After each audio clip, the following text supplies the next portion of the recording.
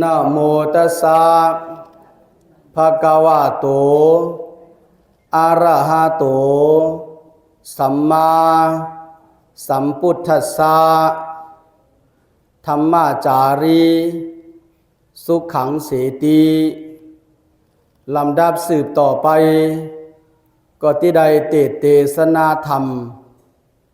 ขอเชิญพ่อแม่ศรัทธาทั้งหลายตั้งจิตตั้งใจสดับรับฟังนำธรรมคำสอนเป็นลำดับสืบต่อไปพ่อแม่ศรัทธาเอามือลองไปฟังก่อนอะไรอ่ะเอาฟังสบายอ่ะขออย่างเดียวแกอย่าปีอูกันก็อย่าพอตูปีเขากึดโทใจไหนไม่ออกเขาก็หลูอูกันคำเดียวอ่อนต่างสุดก็ขอนมัสการไวสาพระสังฆเจ้าพระครูบาอายวัดเจดีย์หนองผาพระครูบาหยี่คำวัดหนองกุงเป็นเก้าพระสังฆเจ้าต่างหลายวันนี้มีออกศรัทธาตกนาตีเฮามาติเทศนาธรรมห้องว่าเป็นคอนสุดต้องเป็นน้องสุดปลายลำบากใจหรือสีเปิ่นย้อนเปิดว่าอันโลวาในเปิ่นว่ากะเสียงหมดเจ้าแล้วก็มื้อนี้ลายใบพามาหูซึกห้วนย้อนเปิดว่าเมื่อเจ้านี่ตุปีใส่น้อยได้ยองไว้หลายป่อนอายตัวเจ้าเก่าตุปีตานยองอ่างนำอ่างทำดีอายตัวเจ้าเก่าเมียเขาวันนี้คนสุดท้ายในก่อกึดเจนจาที่ว่าอันไหนในก่อตุปีเขาว่าเก่าอันต่างติ๊กโกซ้ำกับตุปีเขาเจ้าเลิกไปเลิกมาหลายวันเจนจาหยาบนะเมียเขาเมียวเปิ่นว่าเก่าอันต่างเขามาว่าตกก้อยเนี่ยหยาบใจพองปีนี้มาเข้ากำเป็นปอกทน3ปอกทน1ไรมาเข้าได้ปอออก3เสียงมีออกปานั่งดีเป็นปอออกมีออกปอกทน2มีออกเข้าไปนี่มนตันไรมาย้อนเปิดว่าไปเข้าติกาเต่าวันเกิดเฮาไหนก็ดูไรเมื่อวันตังเปิดนั่นน่ะมีเขาปอกทน3ไหนก็มาเข้าศรัทธาอุปถากลุ่มลาก็มีออกนางเวียนเมื่อมาเข้าวัน2วันนี้มีออกไปไวสากุวันน่ะเจ้าเฮาโหลสังขะเจ้าเฮาโหลสังขะเนี่ยโหลสังไม่ออกโหลสังไม่ออกใน2วันแกจากนั้นไปหายเซ็บมีออกตีขึ้นว่าเจ้าโหลสังก่อคาผมโหลเมื่อในกะไทยบ้านหายเซ็บก็พุทธจุดมาเมื่อวาตึงเหมือนนี้ไงก็ยินดีขอบคุณกับโดยเจ้าศรัทธาเนาะในวันเหมือนนี้วันตังสุดในก็ขอขอบคุณยินดีผมมีออกศรัทธาเขาได้นิมนต์สังฆะมาเข้ากำปัดปูลุ่มลาอุปถากอย่างดีมันขาดตกบกยอมเจ้าตนไหนปีนี่เมียเขาปีขึ้นมากูตอนลังตอนนี่ปอเลยบ่องหูสายห้างใหม่เจ้ามหาลาอ่อนวัดเฮานี่ว่าข้าก็กินอยู่เสเจ้าไหนว่ามันมาเยอะไหนว่ามันออกตั้งคางดีๆกันว่ามีออกศรัทธาเขาเล่งดีอุปถากดีไปเจ้าพอเป็นเขาซอย เจ้ามหาลาตึงเฮานี่ก่อใน2 วันโป่งมาน มีออกศรัทธาเขาเอาเขาซอยมันนี่หันหวานมันนี่หลอมตาน่ะมันสร้างกินมันกันเดียวขออันเทียงขอไล่ปล่อยกันเนี่ยครับอันไหนก็เต็มทนกูเมียวเนี่ยเป็นคนสุดท้ายเปิ่นในก่อนว่าต่างพระสังฆเจ้าก็ได้เต็มทนกูเมียวมันขาดตกบกยอมจมจืนยินดีกับโดยปมีออกศรัทธาบ้านจอมใหม่ของเฮาสิมกาศรัทธาต่างบ้านต่างโค้งในก็มาเอาสิรินาตาเนาะเมียเขาเนาะมาฟังธรรมกุวันนะหูมหูก็มาพอเปิ่นเตดทำเมื่อแล้วเมื่อพวกมาถามไรสังเบอวานี่ก็หูก็ยังมาเขียนเหลิมมากับเมียเขาเนาะหูก็มาพอตัวปิดถามก็เหมือนคือจืออยู่ก็เยาแค่เมื่อนี้คืออะไรหูสัก2-3ข้อเนี่ยเมียเขาเนาะก็นี่มีออกศรัทธาเขาการที่เขาเป็นคนเฮ็ดวิกเฮ็ดการคนตั้งหลายนี่รู้ไว้ใจดีๆไว้ใจงามๆเข้ากรรมนี่อันฮีก็มีอันนี้ก็มีเปิ้นว่าหือก็มีเนี่ยเขาว่าดีก็มีว่าให้ก็มีมันหลอดไปก็สุติพระเจ้าเฮาย้ำหลอดกรรมฮีเนี่ยเขาพระเจ้ามันหลอดกรรมฮีอันเฮาเป็นไผเลยที่หลอดได้มันจังหลอดได้เปิ้นตื้นฮีเปิ้นตื้นนี้อันดีเฮาก็มีอันเปิ้นไขยี่ไขเน่ไขย่าไขเกาก็มีกรรมการเขาเจ้าปมมีออกศรัทธาเขาเจ้าไว้หูนักอย่าปีไว้หูเบาโดยจำพ่อมีออกเขาตั้งหลายสังเลยเปิ้นว่ามียิ่งได้รวยใส่ปีหูเนี่ยหูเบาใส่คือมันนักใส่คือมันนักฟังกรรมเบาผมเอากรรมง่ายว่าสังโกโลได้พิจารณาเปิ่นฮีมีเปิ่นโสมีเปิ่นซนเมียเขาพอเขาไว้ใจนักการสังก็มันเป็นจริงๆพอไว้ใจเบาเปิ่นมาว่าอันว่าอีในก็ใจไข่ถอยกับเมียมีออกศรัทธาจอมใหม่เขานี่ใส่ปีหูใหญ่ล้มถอยง่ายๆเนาะหูนักอยู่พอเขาอูจากันเขาอดกันไรในก็อันเปิ่นมายะมาโสมมาสนเขาก็เฮ็ดหรือปังกินปังต้านเฮาสีได้นั่นน่ะเมียเขาเมื่อนั้นในบ้านที่หนึ่งมีสาวงามก้อนหนึ่งไผก็ขะไลงามเหมือนนางฟ้าเบาไตเบาเนื้อตีก็ขะไลไผก็ขะไลกำนี้ซ้ำมีไอ้หนุ่มก้อนหนึ่งติดต่อมาเปิ่นกับสืบหากันใกล้เมื่อก่อนเปิ่นใจอูกันเหมือนเมื่อเหลียวกับสืบหากันมานี่ไผก็ขะไลดูสาวงามกว่านี่มีไอ้ก้อนหนึ่งที่มาเอาไอ้เบาตั้งหลาย4-5ก้อนนี่พิษใจเขากึดว่าจื้อเนี่ยเขา2ก้อนนี่ที่กินเขียกกันยาวเปิ่นปอมมันปอมหมายกันยะพอเก๋ามาไล่ก็ไผก็อย่าพิไลเลยไหนวะเขาเจนจ่าไว้วางแผนเฮ็ดถือดีมาโสมาซนเอี่ยวกะหาไอ้ปวดใจอันที่เอาเมนี่กะโสซนแหวนตังเมื่อหัวไหนวะอีนางก็เนี่ยมันงามมาหลายไงเจอคือมันเป็นผีสือไหนวะเจอคือมันเป็นผีสือกังคำมาในขโมยหลักจกกินใส่คนไหนวะหลักจกกินใส่คนก็1ว่ามันยุ่มก็2มาว่าก็3มาว่าน่ะสุดที่วางแผนกันนะหรอเมียเขามันเป็นเจ้าคือผีสือตึงโปตึงเมเขามาเนี่ยนะเขาจกขินใส่คนจกกลคนกำเนิดไหนวะกันนี่ว่ากาวามาก็ยุ่มน่ะเมียเขาไม่แลมเลียวมันเป็นเหล่ามันเป็นโกเดียวว่ามันเป็นกำป4-5ก็ว่านี่มันก็มันมากมันถูกกดถูกมากเมียเขาป4-5ก็ว่ามันนี่การมีซ้ำไปหา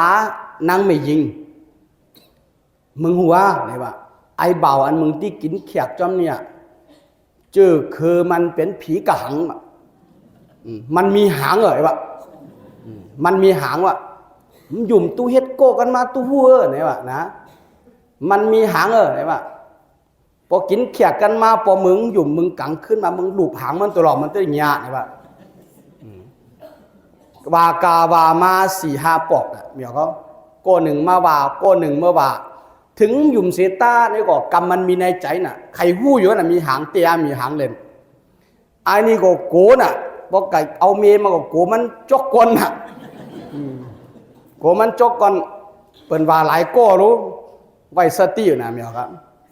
การนี้กินเขียกแต่งงานกันมากับนี่กินเขียกแต่งงานกันมายาวเมื่อก่อนนี่ผมกินเขียกแต่งงานกันเราเปิ่นมาหากันรู้กินเขียกแต่งงานเปิ่นมาส่งเขียกเรียบร้อยเปิ่นจากที่มาอยู่จอมกันน่ะพอตกกังขำมาตีนวันน่ะเมียครับมันคุกใจอะไรไอ้คนนี้นะเป็นหือก็ไว้สติเฮกังไว้อันตังก็ดีเนี่ยว่ามันก็โกผีจกก้นโน่เมียเขาโกเมมันจกก้นมันก็เอาพาเนี่ยแกนลิ้วแกนลิ้วแกนฟันเหมือนสายจึกเอากระลัดงามก้นไว้ดีๆเอากระลัดงามก้นไว้ดีๆก็เอาจึกมัดเข้มๆจึกมัดเข้มๆมันก็นอนน่ะกันนี่นอนก็มหัดวินหลังปั่นเมมันนะใหม่ๆนี่กินแขกใหม่ๆเปิ่นอายกันนะเมื่อก่อนเมียเขาเปิ่นใจที่มาอูจากันปืดไฟก็มีเมื่อก่อนนี่เปิ่นว่านี่ถามคนเฒ่าเขาเลยกินแขกอยู่จอมกันมาเป็นเดิน2 เดือนอยู่นี่กินข้าวยำหัดตัวหนากันอ่ะอายกันนะเมียเขาอันนี้มีออกเข้าว่าเนี่ยมีออกกัดเต่าเขาเมื่อนั้นเปิ่นฮือกินแขกก็กินแค่ขาไหนวะมันหูสั่งไหนวะโผไปเล่งบูกูมันคำหนาวะกูมันคำหนากูโผปอกมาเฮินกูได้หันหนาโผอายกันน่ะกูคำอ่ะเอาการมีพอผ่านไปหมอกเดินในหนังโหขึ้นไรไปถ้าเหมือนไหนที่คำมายวะได้กองโผปอกมาว่าจับยามมาของมันจะนั้นน่ะ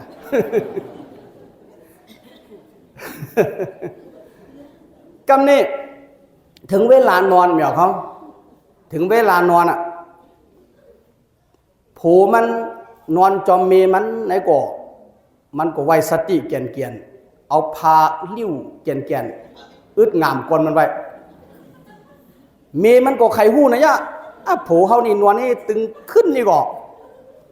ผมไหวหลังเขาตัวเขาเดี๋ยวว่าเมนก็ไข่รูปนะยะน่ะเมียเขาไข่รูปตัวมันมีหางเตี้ยมีเตี้ยเนี่ยเปิ่นว่ามารู้ไข่รูปก้นโผมันอ่ะขึ้น1ก่อมบ่ายหลังมากูกันตกกูกันอันนี้ก่อมฮัดลับนอนมึนตาเสือเลือนั่นนะกูมีมันจกก่อน2 ขึ้น 3 ขึ้นมาเมียเขา2 ขึ้น 3 ขึ้นมากันนี่รู้เมียก็ไม่ได้รับได้นอนน่ะหูมันหมวยรับอันตังว่ะเมียวไปเฮ็ดเคยใหม่รู้เฮ็ดการนักรู้เนาะหมอยรับการต่างน่ะกันนี่เมมันได้ยินเสียงขอนโผโคลอดน่ะคุกจะไรน่ะกำเนี่ยมีหางนี่ไรหูไอ้วะ มันก็ก่อยกะเอามือลูบก้อนโผน่ะอย่างเขาโผตกใจตื่นน่ะกันนี่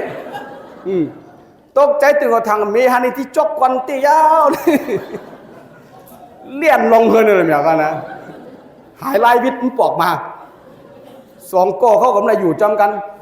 เมเนี่ยไปลูบใส่อันพาอันมันกิลินงามก้อนนั่นก็ทางเป็นหางน่ะเมียเขาลูกผูฮะนี่มีหางเต้เหมือนเปิ้นว่ามาผูกมเอาเมกมเอาผูสุดท้าย2 ก้อต่างไปทางพิษกันผูก็ทางว่าเมนี่เป็นเจ้าคือผีสือหมอจกก่อนกินใส่แต่เมก็ทางว่าโผนี่เป็นเจ้าคือกะหังมีหางเตะมันยุ่มก็เป็นได้ยุ่มน่ะรูปเปียวรูปเมียเขากังหญ้าใส่พานแกนอีดินใส่กลมันไว้น่ะสุดท้ายมาต่างก็ต่างหนีกันน่ะเมียเขาอันนี้ย้อนเปิดมามาซนไงตีเต้มันมีน่ะเฮาเป็นศรัทธาในก็เฮาเฮ็ดวิกเหตุการณ์ในเปิดมามาซนเฮาก็เมียเขาเปิ่นมาย่ามาเกาเฮาก็มีเฮาที่ใดไว้สติมันแก่นมีสั่งโกอูกัน มีสั้นก็อูกันปมอุ้มจ่ากันไหนก็เมื่อนี่น่ะทางพิษกันกะทางพิษกันกะกำเมื่อก่อนเปิ่นว่าหักกันปากต่อปากแบบอูกันกะหักกันปากต่อปากจังกันมาฝากกำหาบะพอจังกันมาในนาของไข่หันฝากกำไปหานี่ไปกล่าวไว้แล้วอีตัวนั้นนะไปกล่าวไว้แล้วไอ้ตัวเนี้ยเนี่ยหักกันปากต่อปากจังกันฝากกำหาบะอันนี้ข้อที่หนึ่งนี่ขอปันสติเมียเขาเนาะมีสั่งในเกาะในวันในของเขาก่อยอูก่อยจากันอย่าไปฟังกำโศกำยอถึงเขาปอไหลลู่ไหลสูงข้อที่สองมาในเกาะเขาได้มาติบมาตานปางนี่ไว้สติดีๆไว้สติงามๆเวลากินเวลาตานในเกาะยุ่มย่ายอย่าไปเฮ็ดนากดอย่าไปเฮ็ดนางอพอนากดนางอเลยกินเลยตานในเกาะพลานาบุญมันก็มันโปดีอ่ะเนี่ยเขาไว้จิตในใจงามลูกเจ้ามาในเกาะหันเมียเข้ามาเจ้าเมียจอมใหม่เขาใจดีเรายุ่มมือเสือขึ้นดอยมันน่ะ ใจดีใจงามพอมาตานก็เยิมใจนั่นน่ะเสียงกระหือก็เยิมใจนั่นน่ะเมียเขามันก็มาตานล้านหกมันก็มาตาน200,000มันก็มาตานสังก้อยมีหลายน่ะผักกาดซอปก้นจมจินยินดีจอมมีออกก็หนึ่งเป็นสาวเกิดในข้าขุนจังปันหมอเหมือนย่างโกงนี่กันปันหมอเป็นสาวไว้การนี้มันปันหมอในมันก็ทุบดินอ่อนปันหมองามมีวันหนึ่งนี่พาลาหันตาใครได้ดินเหนียวไปเหตุการณ์เจอใดเจอหนึ่งกันมาจุกอยู่ที่นาเฮินมันพอมาจุกอยู่ที่นาเฮินมันยาวนี่ก็นางสาวก็นี่หันสังฆามาจุกอยู่ก็เหลียวตัวเฮ็ดนากดใส่เฮ็ดนางอใส่เหลียวตัวกำไหนก็มป่ายเหลียวตัวกำไหนก็มป่ายตู่ตัวนี้สังเตี้ยเลยกันป่ายก็มป่ายมือก็มือใครได้ดินเหนียวดีเยอะเนี่ยตึงนากดนางอก็ปันเอาดินเหนียวก็ยอกใส่บาทมันจะกันละเนี่ยตานดินเหนียวปันตายเกิดมาเทียงจาดหนึ่งมีลักษณะลูกรวยการที่เฮ็ดซอบบิดซอบเบียวหญิงซอบหญิงก้างใส่เปิ่นนะเมียเขาอย่าไปนับตัวเฮ็ดนะหญิงซอบหญิงก้างใส่เปิ่นยักคิ้วหลิวตาใส่เปิ่นบึนซอบบึนปากใส่เปิ่นในไว้สติดีๆนะโดยเฉพาะสังฆาเขาเจ้านี่เปิ่นมาเข้ากำเนี่ยหันตุปีตอนนั้นก็เฮ็ดเหมือนเจิกหันตุปีตอนนี้ก็เหมือนมาใจในบึนซอบบึนปากใส่ไรบาปนะเมียเขานะเกิดมายาวนี่มีลักษณะลูหาตีบะ1ซอบบิด2หูลังเบี่ยง3ตาผูด4แขนงอ5ขาเละเปิ้นต่างจิวานางปัญจ้าป๋าตั้งหังจ้าอยู่ที่หันเสียงตั้งหังจ้าอยู่ที่หันเนี่ยแต่ว่าผิวมันนี่ชอนะวะเมียเขาเริ่มนะวะนี่ผิวมันนี่ย้อนเปิดมันปันดินเหนียวอ่อนตาลเปิ่นเมื่อตาลสำเพ็จนากดนางอนาบิดนาเบียวใส่นั่นน่ะเกิดออกมาลักษณะลูหาตีแต่ว่าผิวซ้ำชอน่ะผิวซ้ำชอน่ะไพ่ได้ตื่นได้กำนี่ก็เมาทั้งเสียเมียเขาเมียเขามาตาลเขาปุกตำอ่อนนิดหนึ่งนะผมอ่อนในก็ออกมาจะเห่า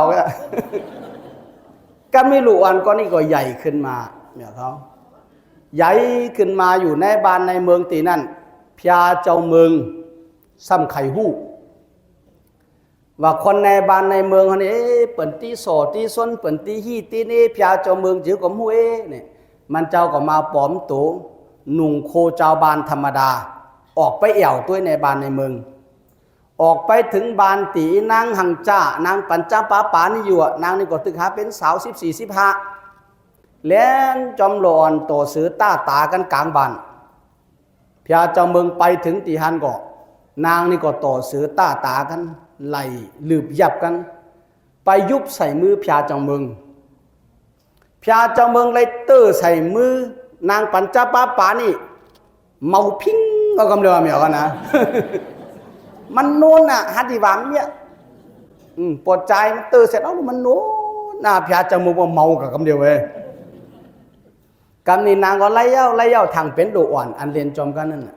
ปืดพาตาตามาตัวโอเป็นคนหลวงเป็นพญาเจ้าเมืองมู่จักนะเป็นคนหลวงก็นี่ก็เรียนไปพญาเจ้าเมืองปอกมากินก็รับใจจับกับนางปัญจปาปาใจจับกับมือนางโนนนั่นนะเฮ็ดอยู่ดีเลยใจติดดูนอนรับกินไรกินสังกมหวานลำบากผันใจนอนพื้นไปพื้นมามือกายหน้าผักขากายหน้าผักผมรับ คำมามือแทงเฮ็ดเป็นค้อนธรรมดามือพอคำมามือแทงไหนก็ไปอยู่จอมมันนางไปขอป่อขอเมเอามาให้ดูเห็นเมว่ะป่อเมก็เอาล้นางเลยเนี่ยดูเขาป่อหังจ้าท่านี้แต่มีควันมาเอาก็ดีนะใช่ปั่นได้เอามือแล้วพญาเจ้าเมืองก็ไปอยู่จอมกูคืนกันมีไข่ไรมาไว้ในหังในหอเฮ็ดถือดีว่ะที่อยู่ที่เอามาก็เปิ่นฮีมดโลเมียเขาเสนาอามาตย์คนหังคนมีในบ้านในเมืองก็เปิ่นฮีเปิ่นนีมดการนี้มันเอาปิ่นปักผมมันนี่ไหวปันติเฮินนางปัญจปาปานั่นลูกเจ้ามาก็สอวาลูปิ่นเก่าผมไม่ได้หายกันไหนนี่สู้กับโซ่ตโรไพก็ลักกาเนี่ยว่าเขากับโซ่โกดในบ้านในเมืองก็กังยาใส่เฮินนางนี่น่ะการนี้ก็ถามเอาในมาไหนว่าโผข่าวมาปันคาไหนว่าโผมาเป็นไพ่ไหนว่าคำมูจักฮะไหนว่ามันซ้ำอยู่ที่ไหนมูค่ะมันไปเหตุการณ์ว่ามันมากลางขึ้นกันไหนวะเฮ็ดถือกลมหูอ่ะเฮ็ดถือเลที่หูอะไรเฮ็ดถือที่ต้องอะไรไหนวะปวดใจคนนั้นอันหลักปิ่นพญาเจ้าเมืองมันเฮ็ดถือไหนวะไหนวะข้าหัวไหนวะพวกข้าได้ยุบมือตัวนี้ข้าหัวไหนวะข้าจำมือโผข้าไหลไหนวะห้องมาปวดใจจะอยู่ในบ้านในเมืองมาเนี่ยห้องมาซิกมันก็พามาเปิดเอาพามาตานางปัญจปาปาไว้จะเป็นปวดใจห้องมาเสียงคือมันยุบมือตัวก่อนแน่เป็นคนลักปิ่นพญาเจ้าเมืองเนี่ยไหนวะมันก็มายุบมือเสียงคนหังคนมีสัตเทโปมันนางยุบดิเมากูเกาะเมียเขามือมันโนนเมากูเกาะปอเล่งสัตเทเขาจะในกึดในใจอาลูปนนางเนี่ยขี้หลักแต่นี่ปบพญาเจ้าเมืองที่แหมตายในเฮาที่ถุดกะฮื้อก็ถุดกะฮื้อก็เอามันปันแหมไรวะเมายุบมือหยำตันเลี้ยวสัตเทเสนาอามาตย์เถียงกันน่ะกันนี่ก่อนไหนก็ขาดที่ถุดก่อนไหนก็ขาดที่เอาไอ้นั่นน่ะเถียงกันปวดใจปวดตึงเมืองก็มันใจผูมันนี่ก็กำนี่กึดพญาเจ้าเมืองรู้ปวดใจก่อนไหนก็มันใจกึดเท่ากันน่ะปวดใจนี่ไงวะมันก็ลงหอไปปั่นนางยุบน่ะปนางยุบก็ก็เนี่ยเป็นโผคาก็นี่เป็นโผคาว่ะพญาเจ้าเมืองก็ใจยาวนี่ว่าเฮาเป็นก็เอาปิ่นไปไว้นี่ว่าก็หับมาเป็นมเหสีน่ะเสนาอามาตย์สัตถีต่างหลายก็มัดว่าซะนะกับนี่มันฮู้อยู่น่ะมันเกียดถือมัดว่าซะน่ะปอว่าเปิ่นที่ขาดที่แหมเขายังขำถูดน่ะบอกเขาเนาะมันจังว่าซะน่ะสาธุจอมพญาเจ้าเมืองเจ้าเมาผมจังให้เถือวายหลังมาไล่เป็นนางมเหสีเอาหังจ้าอยู่ในวังลูกมียิงขวายกันกันเนี่ยมียิงขี้ขวายลูก ขวายกันน่ะใส่ไล่ว่าเป็นอันเป็นอีเป็นเพื่อเป็นผีลือป่ายออกบ้านออกเมืองจื่อเสียงมันลือนะลูกพญาเจ้าเมืองเพียงตอนซ้ำหับไว้เป็นมเหสีทั้งไรเป็นมเหสี2 เมืองนะอย่าเขาตานดินเหนียวไงกันนี่พญาเจ้าเมืองตนเก่าซ้ำใจติดไอ้เมเขานี่พญาเจ้าเมืองอันเมืองนานี่เปิ่นหับไปเป็นมเหสีมันพอใจติดมือโนนห่างซึกไปตึกกันโตกันเปลี่ยนกันเป้เปลี่ยนกันก้านสุดท้ายมาตกลงกันไหล ก็เลยเฮ็ดหอเฮ็ดเฮือนไว้ตีเนจัก15 วันตกพระเจ้าเมืองตอนนี้มา15 วันตกพระเจ้าเมืองตอนนี้มาท่านนั้นน่ะเมียเขาไล่เป็นมเหสี2 เมืองอ่ะตำเขาปุกตำให้มันอ่อนๆมันจังที่ใดมือโนนกะแล้วก็เมื่อติบเมื่อตาลเนาะเมียเขาเนาะเมื่อติบเมื่อตาลก็ไว้ใจดีๆงามๆได้ติบได้ตาลเนี่ยก็มันที่เฮ็ดให้เราห่างงามนั่นน่ะพอเฮ็ดซอบบิดซอบเบียวใสเนี่ยก็เฮ็ดคือห่างจ้าเหมือนนั่งปั่นจ้าป๋านั่นน่ะเพราะฉะนั้นวันนี้มาตานขันทำเนี่ยก็อย่าไปเฮ็ดนาเบียวน่ะเมียเขาเนาะอันนี้ได้ว่าในเมียเขาในเวลาผมมาเป็นขึ่งปลายเขาอ่ะอีเตนี่ยังเหลือทั้งหลายๆคำเดียวนี่เจนจาไปหลายวันแล้วลูก วันนี้ในก็ที่คามปีใหม่วันนี้ก็ที่คามเข้าสู่ปีใหม่กลางขึ้นหลงวันเนี้ยเมียเขาเมื่อเจ้าเปิ่นปอจี้บอกไฟตุ่มๆต่ำๆน่ะก็ถือโอกาสแฮปปี้นิวเยียร์ปันเมียศรัทธาเขาเนาะเท่ามาเทียงปีหนึ่งเท่ามาเทียงปีหนึ่งก่อนไหนก่อนนั้นตาที่หนุ่มมาเนี่ยเมียเท่าไปที่แกเมียเขาเฮาที่ไรมีทำกับตัวเฮาอ่ะบ่เฮามีทำกับตัวเฮาในก็เฮาจังที่ได้อยู่เป็นสุขตัวถึงปดเท่านั่นน่ะเมียเขาก่อนที่ว่าฝากทำปันเมียเขานี่เมียเขาเจนจาตัวเองเปิ้นว่าไว้เมื่อปานพระเจ้าสร้างโลกพอเป็นปืนเฮาก็ทำปู่สังกะสียาสังกะไสปัทมาปืนโลกว่ะ2 ปู่ยานี่สร้างนอกสร้างหนูสร้างคนขึ้นมากำนี้เมื่อพระเจ้าสร้างโลกนี่ปันสัตว์ขึ้นมาต่างปันกายขึ้นมาต่างปันกายขึ้นมายานี่ใส่ชื่อว่ากายไหนวะอายุนี่ปัน60 ปีแล้วก่อนหน้าตีมีสังในเมืองนี้โลเหตุการณ์นักโลเหตุการณ์นักเมืองนี้โลเหตุเบกเหตุการณ์เลี้ยงเปิ่นตั้งหลายไหนวะกำมีกายว่าปู่ยาข้าไหนวะคือข้าไปเหตุการณ์นักเลี้ยงเปิ่นตั้งหลายทุกข้าลำบากปันอายุข้า60 ปีนี่หลายไปไหนวะข้าเอาซาวหนึ่งแกไหนวะเอาปอกขึ้นส่งปู่ยา40ก็นี่ปู่ยาสมปันลิงขึ้นมาเมื่อเป็นลิงเนอไหนวะนาตีมึงนี่โลไรจุคือเปิ่นยุ่มโลไรจุคือเปิ่นโคตังกินก็โลกินกล้วยกินหมักไม่กันนะไหนวะอายุมึงก็เอาปันกับ21ไหนวะลิงสมบ่คือขาจุเปิ่นยุ่มเปิ่นโคตึงวันปันขามาซาวนี่หลายพ้นเขาเอา10 ปีกัน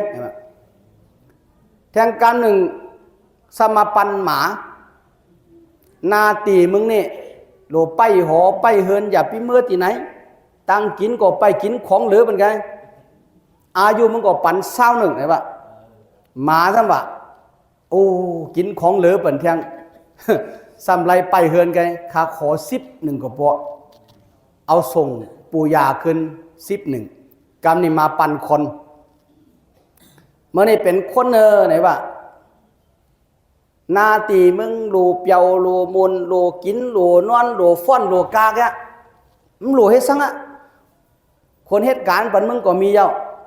คนจู้มึงโขก็มีเยาคนไปเฮินปันมึงก็มีเยาไหนวะมึงโลเปียวโลเยิ้มแกอายุมึงก็เอากับเศร้าหนึ่งแหละไหนวะคนจำบ่โลผ้าใหญ่น่ะคนนะวะอะโลปุยาเนี่ยวะคือข้าเปียวโพธานี่ปันคาเศร้าปีหรือกับโปลาไหนวะปันคาทางอินเนี่ยไหนวะกันคันไรก็เอากันอะไรเพราะนั้นเอาตีกายกับ40เอาตีลิงกับ11แล้วเอาตีสังถึง11เอาตีหมาถึง11รวมปองกันเป็นอยู่80 ปีเอามาการมีคนเขาจื้อมีออกเขาตัวอายุ1 ถึง 20 ปีนี่ปู่ยาปันมันนี่จังเปียว หูกัดหูห้อนหูตุกหูหยาบโลกินโลเอวโลฟ้อนโลกาโลมนโลเยิ้มเปียวนะได้ว่าอายุ1 ถึง 20นี่โลหับพิษโลหับถูกซังไข่มือไหนก็มือไข่เอวไหนก็เอวเบื่อมันหน่ายปูยาปันมาโลหือเปียวการนี้พออายุป่นสาวตั้งแต่20 ถึง 40นี่เอาอายุซังมาอายุกายมากับนี่กายมีนาทีให้ซังเหรอเขาเหตุการณ์น้องตายกับนี่ พอถึงอายุ20ขึ้นถึง40มาเหมียวเขาหลูเหตุการณ์น่ะหลูทำบิกทำงานหลูเหตุการณ์หลูโซวาหากินแขกแต่งงานเย้ามีลูกเย้าในเกาะหลูทำนาเฮินหลูกินหลูต้านผ้าลังมูตีจำตีไก่มูลึกมูคำมูคืนมูหลูเอาวิ่งเอาการเหตุการณ์นะวะย้อนเปิดเอาตีกายมากันนี่60 ถึง 70 ปีเอาตีลิงมากันนี่เอาตีลิงมาจุเปิ่นไข่โคหยอกเปิ่นไข่ยุ่มเล่นจอมลูกอ่อนน่ะเมียเขาเล่นจอมหลานน่ะจังใจพอหลานไทยก็จูหลานไข่โคนี่น่ะพอหลานจ้าก็จูหลานเพื่อเอี่ยวนี่น่ะมีกันนี่กันน่ะเมียเขา60 ถึง 70เต่าจอมลูกจอมหลานพอลูกเขามีลูกแต่ก็อีนางสู้สังแหลมมีลูกปันเก้าเตือเก้าขาเลยหลานน่ะนี่น่ะไข่จุไข่หยอกไข่เลี้ยนลูกอ่อนมันจังการเลี้ยนแพ้รูปอย่างเขามังก็นี่พอ60 70นี่แต่โกแต่เสียวกันเพราะเดซามอลี่เอาน่ะตายแล้วมันจังเรียนแพ้น่ะเราเรียนจอมลูกอ่อนแกตั้งกินซ้ำกินซังในลิงกินกลวยกินหมากไม้60 ถึง 70มานี่เนื้อปลาจังไข่อยากมามันพอไข่อยากเดี๋ยวเขาพอหันกลวยอีไข่กินนะหันหมักน้อยนาหันทั้งเทียงอันมันกินง่ายนั่นน่ะพอหันกลวยเดี๋ยวไข่กับเขาลูกหันหมักน้อยนาก็ไข่กินกับเขาหันหมักมงก็ไข่กินกับเขานะเดี๋ยวเขาเมื่อนั้นเฮาก็มู่คนเฒ่าสังเลยหมักมงก็กินกับเขาหมักน้อยนาก็กินกับเขาตีเต้มันมื่นมันลงคอหงายมันโดเกี้ยวหรือ มันมื่นหนุ่มเจอกินซอบเจอกินแพทเจอกินซอมเหมือนหนุ่มน้อยนี่เจอกินแจ่มกินหวานใหญ่มาปานกลางมากินแพทกินซอมเท่ามากินขอมกินขึ้นเท่ามาขอมมาหมักหอยก็หมักมาเหมือนเลี้ยวเขาก็เหมือนกันนะหมักลิ้นไม้ก็หมักมาหมักหอยก็หมักมาหมักเกี้ยงก็หมักมากำนี้อายุ70 ต่อถึง 80 ปีเอาอายุตีหมามาหมามีนาตีสังไปเฮินแน่นอนอ่ะ มีออกศรัทธาเขาก็พอ70 ถึง 80ก็มันไข่มือไหนใจมือก็มันไข่เมียโลไปเฮินแกจังใจเมียเขาอันนี้โลไปเฮินแกนะพอเอาอายุตีหมามากินก็เลยกินของเหลือสังเลยว่าของเหลือก็ไปกินลูกกินหลานอ่ะเมียเขาลูกหลานฮือในก็จังที่ไรกินน่ะลูกหลานปันในก็จังที่ไรตานน่ะอย่างใจพอลูกหลานปันในเขาที่กับเหตุการณ์ทั้งคนเทา70 80ลูกเมื่อเยี่ยวยังหยาบน่ะ สันที่กับเหตุการณ์ทั้งไปกินของเหลือลูกเหลือหลานลูกหลานปันก็เลยกินไรยำแม่ลูกหลานปันก็เลยกินเลยตาเน่เนี่ยมังก็คนเทามาตานเนี่ยข้าปลูกกล้วยว่ะข้าปลูกหัวหอมว่ะข้าปลูกผักบูว่ะ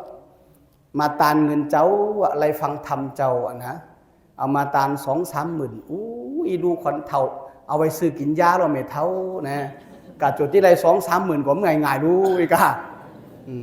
ขาเฮ็ดก็เลียวขาไข่มาตานเจ้าหน่าใช่ปะก็เลยหับใบเหมียวก็หับใบก็โกคนเท่าเสียใจนั่นน่ะกันนี่อายุนี่เหมียวเขาจังว่าเตียเลน่าในก็พระเจ้าเปิ่นปันมาว่ะเหมียวเขาเจนจ่าตัวกันนี่ในวงอายุคนเฮาเนี่ยก่อนเวลาที่เสียงก็ได้10 นาที ปันธรรมะเหมียวเขาทำอันเฮารู้เจนจาอยู่สีว่า พิจารณาอยู่สี่สีเนี่ยเฮาที่ไรอานิสงส์มันในปัจจุบันนี่กำเดียวเหมือนเฮาก็พิจารณาอยู่สี่สีทำสี่ข้อนี้พระเจ้าเทศนาไว้ในชักกานิบาตอังคุตรนิกายมีอยู่5ข้อข้อที่หนึ่งจาราธรรมโมมหิจารังอนาติโตเฮาที่เท่าไปวันหนึ่งว่ามันจังป้นไปไหลว่าไผป้นตังเท่ามีหรอเขามันป้นนี่ก็เฮาก็มันป้นเอาเฮาที่เท่าวันหนึ่งเมื่อเหลียวมันเท่าเฮาหลู่ให้สังละปอดเท่ามาขาจังดีดีหูจังดีดีอีสังก็มันดีอ่ะมีหรอเขาค้างกูวันเนาะพอฟังทำหาตีมือมาเท่ายาวสังก็มาลีเจ้าเขาเนี่ยนะหูว่าวันหนึ่งที่เท่าเนี่ยขากลมดีมือกลมดีหูกลมดียาวนี่เขาหูว่าเขาที่เท่าอย่างเมื่อเลี้ยวเขาหลุยสังเขาหลุยเฮ็ดกำเดียวนั่นน่ะเนี่ยก็เท่ามาเฮ็ดการกลมไรเงินก็หามไรเมื่อเลี้ยวยังหนุ่มอยู่ก็หลุหาเงินนั่นน่ะพอหลุเงินก็พอหลุทำก็หลุหาทำนั่นน่ะพอหลุโผก็หลุหาโผพอหลุมีก็หลุหามีนั่นน่ะเท่ามาพอดีมาเอาหัววันหนึ่งที่เท่ามาสังกมดีมาเนี่ยหลัวอันไหนก็หาไว้ว่าสูตรกู้วันหนึ่งเฮาที่เท่าไปเป็นธรรมดาเนี่ยมันจังปนไหลว่ะกึดกูวันมาที่สอนใจเฮาขึ้นสอนใจเฮาขึ้นโอ้เฮาที่เท่านี่เนี่ยเฮาสังเฮาก็หลุเฮ็ดอ่ะอันที่สองมาปยาทิธรรมโมมหิปยาทิงอนาติโตเฮาที่เป็นเพียรที่โลกาวันหนึ่งว่ามันหลงป่นไปไรว่าไผป่นไรมีหรอเขาเฮามันเป็นเพียรเฮามันไข่มันหนาวจังมีไผว่ามีอะไรเป็นกูโกเฮาที่เป็นอยู่วันหนึ่งในหูอ่ะกำนี้เฮาที่เป็นเนี่ยเฮาจังห่างเฮียนไว้ตามมันที่เป็นโอ้วันหนึ่งเฮาที่ไข่ก็นี่วันหนึ่งเฮาที่คืนโฮงยาก็นี่วันหนึ่งเฮาที่กะหาหมอก็นี่พอเป็นตานกว่าในเมืองเจียงตุงพอเป็นหลายก็ถึงยันกรุงหลายเลยนั้นก็ถึงเมืองไทยเงินเฮาจังมีเต๋อเนี่ยจังคุกจะไหลเหมือนเท่าเฮาหลคุกจะไหลไว้นั่นน่ะวันหนึ่งเฮาที่เป็นเพียรที่โลกาหู้น่ะเมื่อเฮายังหนุ่มเมื่อเหลียวนี้เนี่ยก็โอ้เกาหลูหาก็เนอเกาหลูเฮ็ดก็เนอเกาหลูมีก็เนอเนี่ยหลูสั่งก็หานั่นน่ะหลูเงินก็หาเงินหลูทำก็หาทำหลูแก้วก็หาแก้วหลูเสียงก็หาเสียงนั่นน่ะเมียเขาพอฮู้ว่าเฮาที่มีเพียรที่โลกาวันหนึ่งเนี่ยก็หลูมีเงินไว้รักษาเฮายามเฒ่ายามแก่นั่นน่ะกรรมนี้ข้อที่3มามรณะธัมโมมหิมรณังอนาติโตเฮาที่ตายวันหนึ่งว่าป่นไปมันไหลไหนวะเมียเขาอันตายมีไผเนี่ยเมียที่ตายอ่ะเอ้าฮู้ว่าเฮาที่ตายวันเนี่ยที่ปล่อยมันตายมาหลายอ่ะอันเฮาหลูเมื่อตายซ้ำหลูซังห่อเข่าป๋าไถยังห่อเข่าเตียวตังนาตายเมื่อตังนาเขาพูดเขาที่ตายเอาลูนาบุญเขาจังมีแต่อันเนี้ยเนี่ยเขาเกิดมาจัดนี่เอาบัวงามบัวฐานี่จัดนาเขาจังได้งามเหมือนอีเทียงอ่ะเนี่ยเขาหลูหาไว้น่ะเขาเกิดมาจัดนี่เขาห่างจ่าไหนเนี่ยจัดนาโกมันห่างจ่าแทงเกาหลูเฮ็ดคือมันห่างดีเนี่ยเขาพูดเขาที่ตายวันหนึ่งเขาตรงห่างแฮนห่อเข่าไว้ตัดตัวเขาเนี่ยเมียเขาอันที่สี่มากัมมัสสะโกมหิเฮามีกรรมมีการเป็นของตัวเฮาคืนว่าเฮาเฮ็ดดีกว่าที่ใดดีเฮาเฮ็ดให้กว่าที่ใดให้มีออกศรัทธาทั้งหลายเฮาเฮ็ดดีกว่าตื้นใดดีเฮ็ดให้กว่าตื้นใดให้เพราะฉะนั้นเมื่อเฮาอยู่นี่เฮาหลู่เฮ็ดเดียหลู่เฮ็ดให้หลู่เฮ็ดดีกันน่ะหลู่เฮ็ดดีกันน่ะพอเฮ็ดให้นั่นก็มันที่เป็นอันให้กันน่ะอันให้เปิ้นเอามาปั่นเฮาก็มไรอันดีเปิ้นเอามาปั่นเฮาก็มไรอันให้เขากับปันเปิ่นกลมไรอันดีเขาเฮ็ดเอากับปันเปิ่นกลมไรของไพ่ของมันอ่ะนี่เมียเขาที่ใดตั้งจิตตั้งใจเฮ็ดเอาก็เดียวและข้อสุดท้ายสเปหิเมปิเยหิมนาเปหินาภาวูวินาภาวูวันหนึ่งมาเนี่ยเขาที่ได้ผัดหยานเสียงของหักของเปียง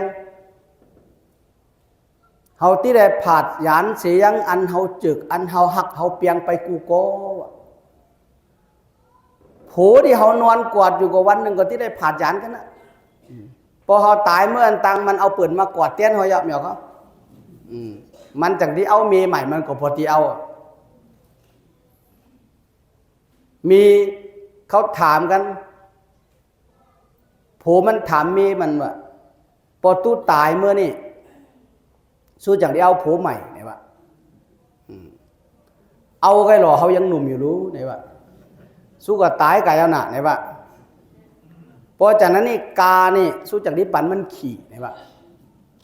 เอากามีใจก็หลบปันมันขี่ก็ไหนวะสังเกตว่าจากนี้ปันมันใจสังเกตก็ปันมันใจเฮิร์นจากนี้ปันมันอยู่ก็ปันมันอยู่กันหรอผัวใหม่สังเหลมปันเพราะนั้นตู้ขอเมียวหนึ่งเซอร์ใหม่อันสู้ซื่อปันตู้อย่าพี่ปันมันหนุ่มเนินไหนวะมันจังหนุ่มมันตัวใหญ่เลยซั่วไหนวะตั้งตาเดี๋ยวมันก็มีไปมันตางน่ะ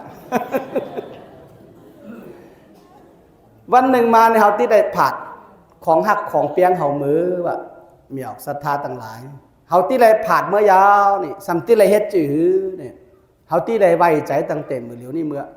ลูกเขาในกฎที่ได้ผัดยานมือมีเขาก็ได้ผัดยานมือผูเขาก็ได้ผัดยานมือมันจังหลอดไปเงินค้ำในก่อไรผ่านไรยานเขามือซิงลาเปียดไว้กองไว้หันแกเปิ่นปันเขามือเปิ่นปันเมื่อเงินเก่าไอ้ตัว2 ตัวก็มุเปิ่นบุดใส่ไพ่แกลกเอาไงไฟวอดได้เปิ่นยังไปเขี่เขาทั้งกันน่ะเนี่ยเขาน่ะไรสั่งมือเอาที่ไรผ่านยานมือเนี่ยมือเขายังอยู่มีเขาของอุกษาอยู่ของหักของเปียงอยู่นี้เนี่ยมืออยู่จอมกันมือมีอยู่ก่อลุมลาฮือดีแบบเมื่อตายเมื่อยาก็เขาที่ผ่ายันเมื่อก็อย่าปีอะไรจอมมันอย่าปีมองใจจอมมันว่าเมื่ออยู่นี่อยู่คือดีมีผัวก็หักกันดีๆมีเมียก็หักกันดีๆมีเงินคำก็หอมดีๆมีเฮือนก็ปัดโปลุ่มลาดีๆว่าแต่ว่ามันใจติดใจหอยจอมมันว่าถึงเวลาหยานเมื่อยาก็วางใจเป็นธรรมดาปล่อยเมย์มันแล้วถึงกิ่งเฮามือเฮาก็มือก็แต่ว่าเมื่ออยู่นี่หักกันดีๆเปียงกันดีๆตายผัดกันเมื่อยก็เลยหันกันแทงเมียเขาบุญไพ่บุญมันกำไพ่กำมันจังหันกันแทงว่าเมื่ออยู่หักเปียงกันอย่าปีพิษกันอย่าปีป้องอย่าปีด่ากันเถิกยากันเจ้าวะนะอย่าเปี้ยมือหลูบกอนกันเหมือนนั่นก็ยาวแกเถิกมายากันเนี่ยอันนี้เป็นทำหาโคพอเมียเขาพิจารณากูวันอันเฮาหลูเฮ็ดหลูสร้างนี่โปขึ้นในใจเฮาก็เดียว1เกิดว่าเฮาที่เท่าวันหนึ่งเฮามีบ่ามีเฮียงก็หลูเฮ็ดสังก็เฮ็ดไวๆ2มาเฮาที่มีเปียที่โลกาเจ็บไม่ใครหนาวมายาวันหนึ่งเป็นแน่นอนน่ะเงินคำหาไว้ตารักษาตัวเฮาตายาตัวเฮาวันหนึ่งเฮาที่ตายานี่หอกเขาวันที่มือตั้งนาหลูเลยเฮ็ดไว้หลูเลยหาไว้คัดใจกำสินกินตานไว้เมื่อเฮ็ดก็เฮ็ดเมื่อกล้าก็กล้าเมื่อขายก็ขายนั่นนะเมียเขามันจะอยู่มากึดถึงกับตังตายผมเป็นเฮ็ดสั่งผมจะนะมังกรนี่เอาที่ตายเอากึดกับตังตายถึงวันมันเฮ็ดสั่งกึดกับตังตายผมเฮ็ดสั่งเฮ็ดเหมือนหมอตายน่ะเหมือนก็กึดถึงตังตายผมเป็นเฮ็ดสั่งก็มีวันหนึ่งมาในเฮาที่ได้ผาดยานของหักของเปียงเฮามือในก็มืออยู่ในก็หักเปียงกันดีๆลุมลากันดีๆตายเมื่อยาวก็ติ้มไรกินเหนียงจอมหลังนั่นน่ะไว้หลังมาพอผาดกันมือในก็เมืองก็กินเหนียงจอมเมื่ออยู่มันตั้นไรเฮ็ดสังอาในมันอยากอันนั้นก็เนื้อเนี่ยสื่อมาปั่นมันนะหรอมันหมักทุเรียนเขาเนี่ยสื่อมาหยาดนั่นน่ะนำเลี้ยวมันก็เลี้ยวดิตุกปีเขาแกมันที่ไรพระผู้เมื่ออยู่เนี่ยหรือหักเปียงกัน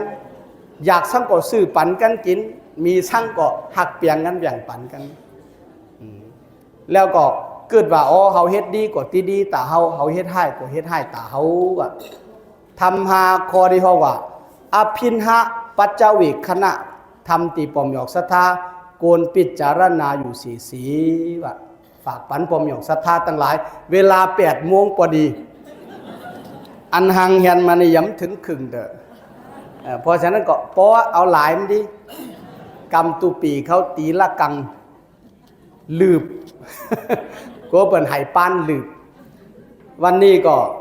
ขอบคุณยินดี มีออกศรัทธาต่างหลายเนาะในบ้านจอมใหม่ที่ปัดปูลุ่มลาพระสังฆาเจ้าคือได้ปฏิบัติธรรมโดยความเรียบร้อยตุกหยาบมีตังหยาบผืดสังในเขานำโภชนาอาหารก็เตรียมโทน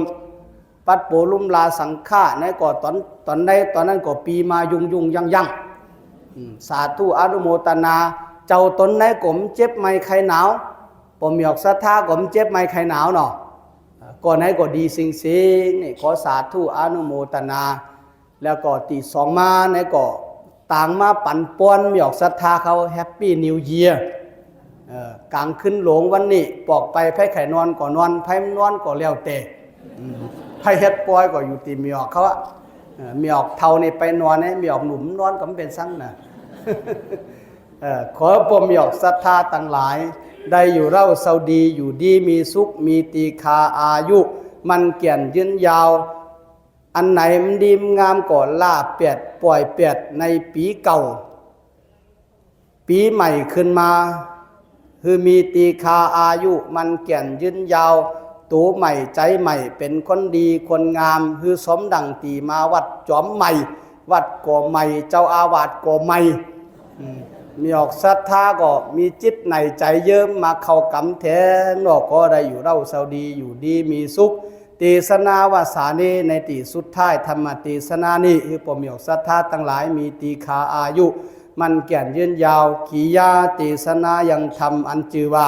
ธรรมจารีสุขขังเสติคนมีธรรมนั้นอยู่เป็นสุขนอนเป็นสุขก็สาเดจาบุรโมนกาลาโกนเต่านี่ก่อนแล้ว